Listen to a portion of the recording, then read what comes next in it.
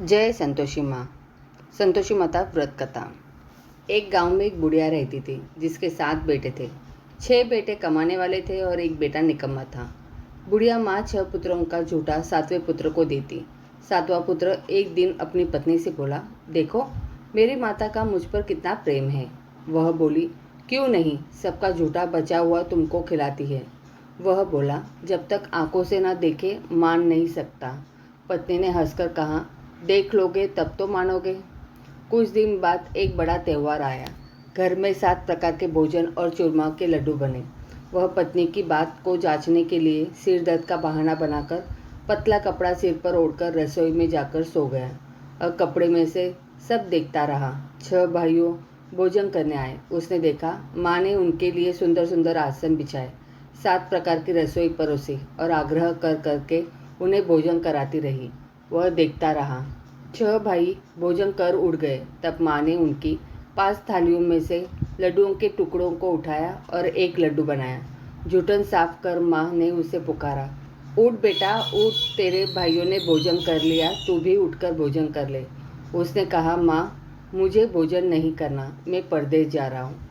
माता ने कहा, कल जाना हो तो आज ही जा। वह बोला, हाँ हाँ जा रहा हूँ। यह कहकर वह घर से निकल गया। चलते समय उसे पत्नी की याद आई। वह गौशाला में कड़े थाप रही थी।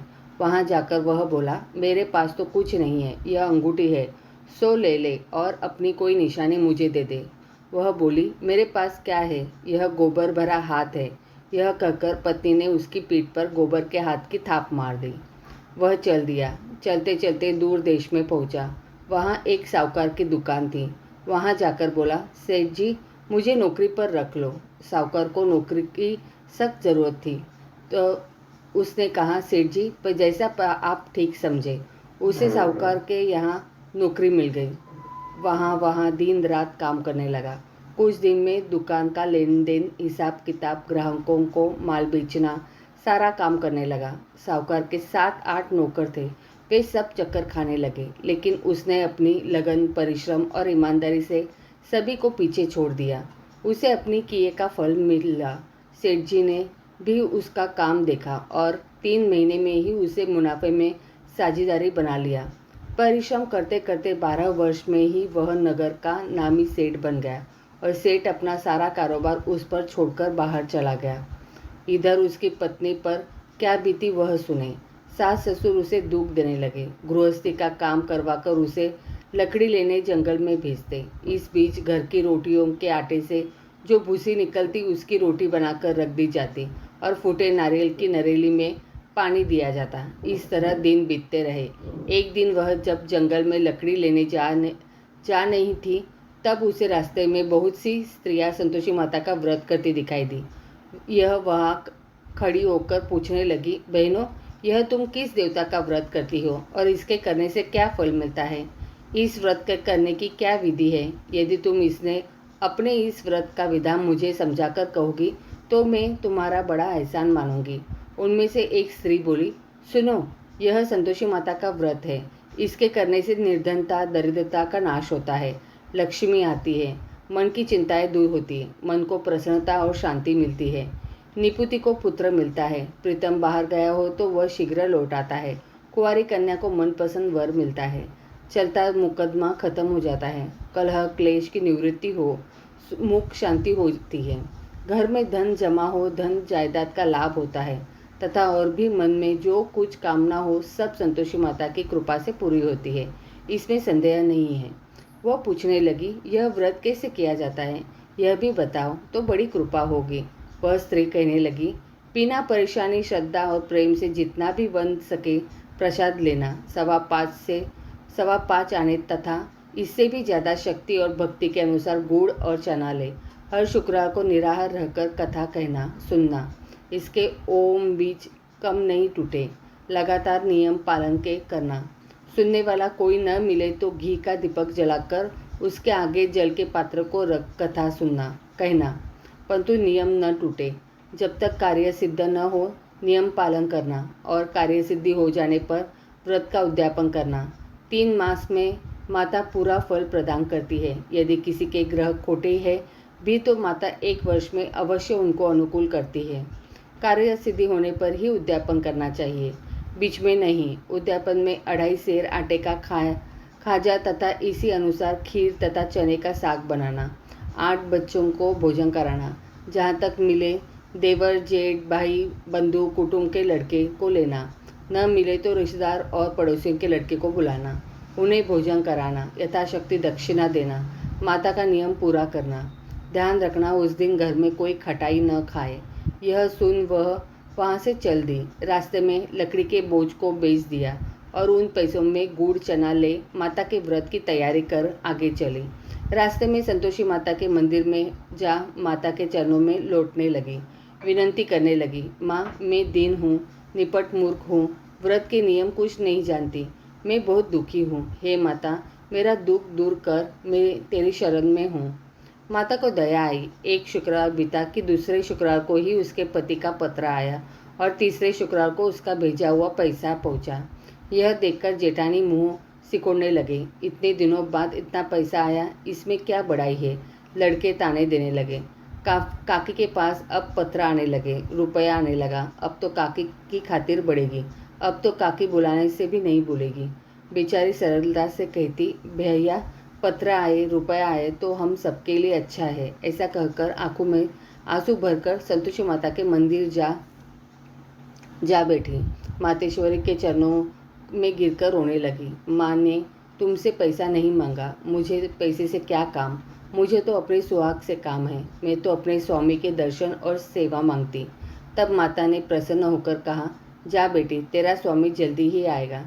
यह सुन खुशी से बावली हो वह घर आकर काम करने लगी।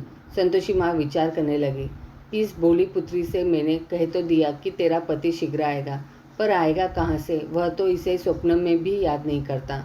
उसे इसकी याद दिलाने तो मुझे ही जाना पड़ेगा। संतोषी माता ने उस बुढ़िया के बेटे को स्वप्न में समझाया, पुत्र तेरी घरवाली कष्ट उठा रही है। यह बोला, हाँ माता यह तो मुझे भी मालूम है, परंतु क्या करूँ, वहाँ कैसे जाऊँ। परदेश की बात है, लेन देन का सारा हिसाब किताब है, कोई जाने का रास्ता नज़र नहीं आता। आप ही कोई राह दिखाइए कि वहाँ कैसे जाऊँ। माँ कहने लगी, सवेरे नहा धोकर संतोषी माता का नाम ले, घी का दीपक जला, दंडवत कर और दुकान पर जा बैठना। देखते देखते तेरा लेन देन चुक जाएगा, जमा माल बिक जाएगा, सांझ होते होते धन का ढेर लग जाएगा। वह अगले दिन सुबह बहुत जल्दी उठा। उसने अपने मित्र बंधुओं परिचितों से स्वप्न में माता द्वारा कही गई बात कह सुनाई। वे सब उसकी बात सुनकर उसकी खिल्ली उड़ाने लगे। वे कहने लगे कि कभी सपने की बात भी सच होती है। एक बूढ़ा व्यक्ति बहुत समझदार था। वह बोला, देखो भाई मेरी बात मानो, इस तरह सच या झूठ कहने के बदले देवता ने जैसा कहा है वैसा ही करना, तेरा क्या जाता है। बूढ़े की बात मानकर नहा धोकर उसने संतोषी माता को प्रणाम किया। फिर भी घी का दीपक जलाकर दुकान पर जा बैठा। शाम तक धन का ढेर लग गया। वह हैरान हुआ। मन में संतोषी माता का नाम ले प्रसन्न हो घर जाने के वास्ते गहना कपड़ा व सामान खरीदने लगा। सब काम से निपट अपने घर को रवाना हुआ। उधर उसको पत्नी जंगल में लकड़ी लेने गई। लौटते वक्त थक जाने के कारण संतोषी माता के मंदिर पर विश्राम करने बैठ गई। यह तो उसका रोज रुकने का स्थान था। धूल उड़ती देख उसने माता पूछा, हे माता यह धूल कैसे उड़ रही है। माँ ने कहा, हे पुत्री तेरा पति आ रहा है, अब तू ऐसा कर, लकड़ियों के 3 बोझ बना, एक नदी के किनारे रख, दूसरा मेरे मंदिर पर और तीसरा अपने सिर पर रख। तेरे पति को लकड़ी का गड्ढा देखकर मोह पैदा होगा, यह वहाँ रुकेगा, नाश्ता पानी बना खाकर माँ से मिलने जाएगा। तू लकड़ी का बोझ उठाकर जाना और बीच चौक में गड्ढा डालकर 3 आवाज़ें जोर से लगाना, लो सासू जी लकड़ी का गड्ढा, लो भूसी को रोटी दो, नारियल खोपरे में पानी दो, आज कौन मेहमान आया है। संतोषी माता की बात सुनकर वह बहुत अच्छा माँ कहकर प्रसन्न मन से लकड़ियों के 3 बोझ बना लाई। एक नदी के तट पर, दूसरा माता के मंदिर पर रखा। इतने में ही मुसाफिर वहां आ पहुंचा। सूखी लकड़ी देख उसको इच्छा हुई कि अब यही विश्राम कर ले और भोजन बनाकर खा पीकर गाँव चले। इस प्रकार भोजन कर विश्राम कर वह अपने गांव में आ गया। उसी समय बहू सिर पर लकड़ी का गड्ढा लिए आई। उसने गड्ढा को आंगन में डाल जोर से 3 आवाज़ें दी। लो सासू जी, लकड़ी का गड्ढा लो, भूसी की रोटी दो, नारियल के खोपरे में पानी दो। आज कौन मेहमान आया है? यह सुनकर सास ने अपने दिए हुए कष्टों को भुलाने के लिए कहा, बहू तू ऐसा क्यों कहती है? तेरा मालिक ही तो आया है। बैठ, मीठा भात खाकर कपड़े गहने पहनना।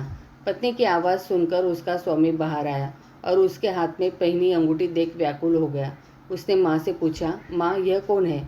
माँ बोली, बेटा तेरी पत्नी है। आज 12 वर्ष हो गए। जब से तू गया है तब से सारे गांव में जानवर की तरह भटकती फिरती है। कामकाज कुछ करती नहीं, 4 समय खाकर खाती जाती है।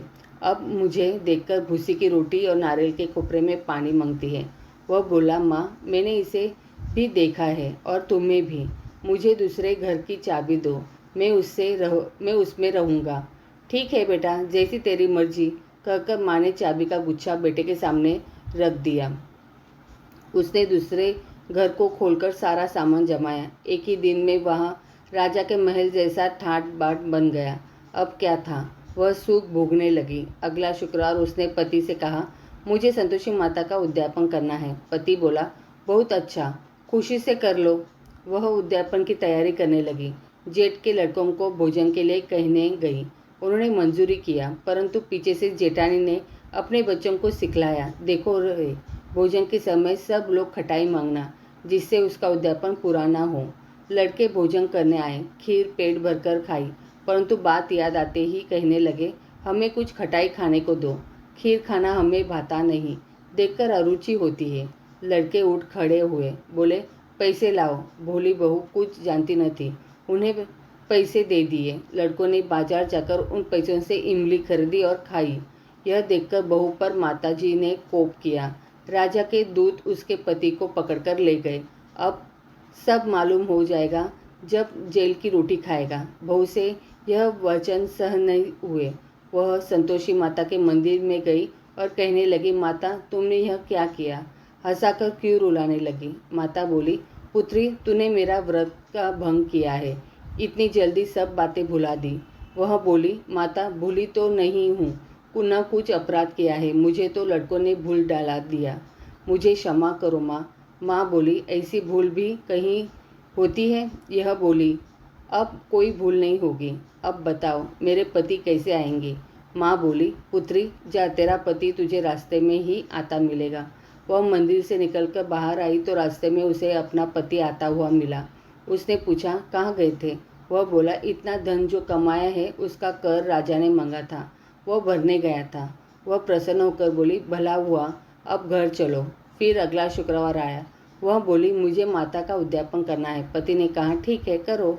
वह फिर जेठ के लड़कों से भोजन को कहने गई। जेठानी ने लड़कों को सिखा दिया कि तुम पहले की तरह खटाई मांगना। लड़के भोजन करने बैठे, लेकिन भोजन करने से पहले ही कहने लगे, हमें खीर पूरी नहीं भाती, जी बिगड़ता है, कुछ खटाई खाने को दो। यह बोली, खटाई खाने को नहीं मिलेगी, खाना हो तो खाओ। उनके उठकर चले जाने पर उसने ब्राह्मण के लड़के को बुलाकर भोजन करवाया। दक्षिणा की जगह उन्हें एक एक फल दिया। इससे संतोषी माता प्रसन्न हो गई। माता की कृपा से 9 माह बाद उसको चंद्रमा के समान एक सुंदर पुत्र प्राप्त हुआ। पुत्रों को लेकर वह प्रतिदिन संतोषी माता के मंदिर में जाने लगी। माँ ने सोचा कि यह रोज आती है, आज क्यों न मैं ही इसके घर चलूँ, इसका आसरा देखूँ तो सही। यह विचार कर माता ने भयानक रूप बनाया। गुड़ और चने से सना मुख, ऊपर से मूंड की समान ओठ, उस पर मक्खियाँ भिनभिना रही थी। दहलीज में पैर रखते ही उसकी सास चिल्लाई, देखो रे, कोई चुड़ैल डाकिनी चली आ रही है, लड़कों इसे भगाओ नहीं तो सबको खा जाएगी। बहू रोशनदान से देख रही थी, वही प्रसन्न हो उठी, आज मेरी माता मेरे घर आई है। यह कहकर दूध पीते बच्चे को गोद उतार दी। इस पर उसको सास को क्रोध में भरकर बोली, अरे इसे देखकर कैसे उतावली हो, जो बच्चे को पटक दिया। इतने में माँ के प्रताप से जहाँ देखो वहाँ लड़के ही लड़के नजर आने लगे। यह बोली, माँ जी मैं जिनका व्रत करती हूँ यह वही संतोषी माता है। इतना कह उसने झट से घर से सारे किवाड़ खोल दिए। सबने माता के चरण पकड़ लिए और विनती करने लगे, हे माता हम मूर्ख हैं, अज्ञानी हैं, तुम्हारे व्रत की विधि हम नहीं जानते। तुम्हारा व्रत भंग कर हमने बड़ा अपराध किया है। हे माता, आप हमारे अपराधों को क्षमा करो। इस प्रकार 12 बार कहने पर संतोषी माता प्रसन्न हुई। इसके बाद उसकी सास कहने लगी, हे संतोषी माता, अपनी बहू को जैसा फल दिया वैसा सबको देना। जो यह कथा सुने या पढ़े उसका मनोरथ पूर्ण हो। जय संतोषी माँ।